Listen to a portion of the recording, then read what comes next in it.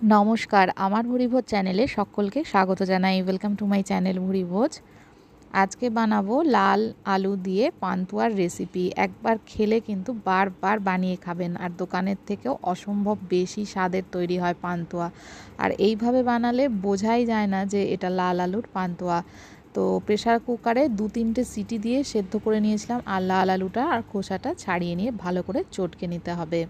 তারপরে এর মধ্যে দিয়ে দিচ্ছি একটা বড় সাইজের এলাচ নিয়ে নিয়েছি। এলাচের দানাগুলো এভাবে গোটা গোটা এর মধ্যে দিয়ে দিলাম, খোসাটা ফেলে দেবো। এবার আমি দিয়ে দিচ্ছি এর মধ্যে কিছুটা পরিমাণে গুঁড়ো দুধ। এই গুঁড়ো দুধটা দেওয়ার জন্য কিন্তু বোঝাই যায় না যে এটা লাল আলুর পান্তুয়া। এবার দিয়ে দেবো সামান্য পরিমাণে একটু ময়দার পরিমাণ যাতে বেশি না হয় সেদিকে খেয়াল রাখবেন। ময়দার পরিমাণ বেশি হয়ে গেলে কিন্তু শক্ত হয়ে যাবে পান্তুয়াটা। তো আমি গুঁড়ো দুধ, ময়দা, আলু, এলাচের দানা সমস্ত কিছু খুব ভালো করে চটকে নিচ্ছি। আমি যেই প্রসেসে বানাচ্ছি এইভাবে বানালে একদম পারফেক্ট পান্তুয়া তৈরি হবে এবং খেতেও কিন্তু অসাধারণ টেস্টি হবে, এবং বলে না দিলে কেউ কিন্তু বুঝতে পারবে না যে এটা লাল আলু দিয়ে বানানো হয়েছে। তো খুব ভালো করে চটকে নেওয়ার পরে হাতে একটু ঘি মেখে নিলাম। এবার এর থেকে ছোট ছোট করে এরকম সাইজের যে সাইজের তৈরি করবেন সেরকম লেচি কেটে নেবেন। আমি একটু মিডিয়াম সাইজের তৈরি করব। মিডিয়াম সাইজের লেচি কেটে এইভাবে গোল করে নিলাম।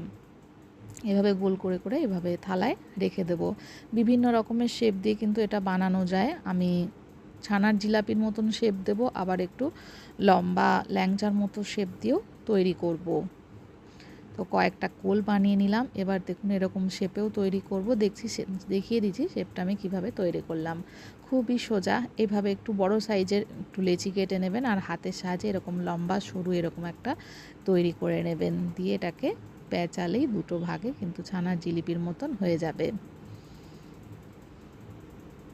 এইভাবে বাকিগুলো তৈরি করে নেব। একইভাবে এরকমভাবে সরু করে নিয়ে জাস্ট এইভাবে ঘুরিয়ে দেওয়া। যদি আরও প্যাচ দিতে চান তাহলে আরও একটু লম্বা তৈরি করতে হবে। এবার আমি ল্যাংচার মতন করেও তৈরি করে নেব। কিছুই না, হাতের সাহায্যে এভাবে সোজা করে একটু নেড়ে নিলেই তৈরি হয়ে যাচ্ছে।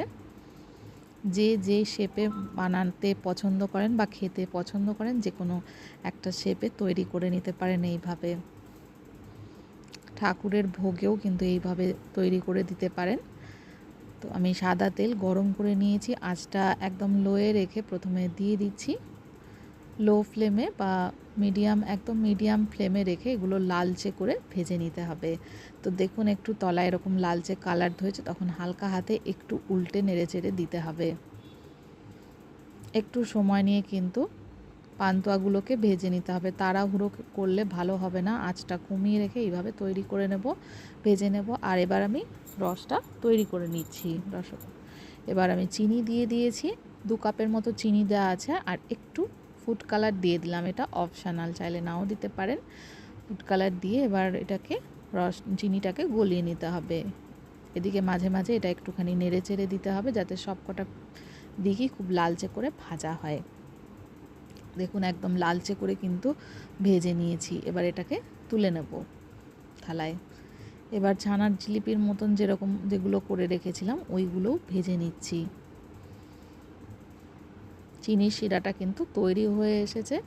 চিনির শিরাটা কিন্তু একদম রসগোল্লার রসের মতন ওরকম ঘন হবে না, একটু পাতলা টাইপের শিরা তৈরি হবে। 2 কাপ চিনির জন্য 2 কাপ জল দিয়ে শিরাটা তৈরি করে নিয়েছি। এবার এই গরম শিরার মধ্যে যে পান্তুয়াগুলো প্রথমে ভেজে রেখেছিলাম সেগুলো দিয়ে দিচ্ছি।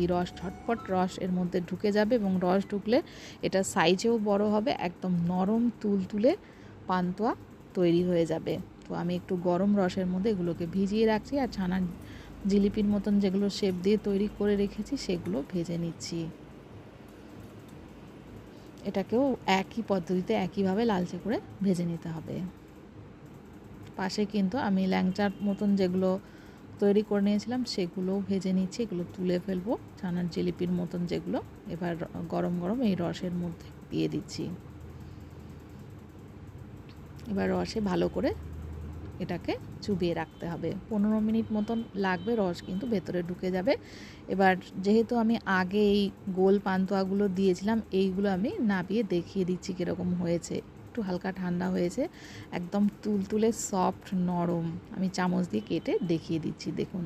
বলে না দিলে কিন্তু বুঝতে পারবে না যে এটা লাল আলুর পান্তুয়া। একদম পারফেক্ট পান্তুয়া রেডি।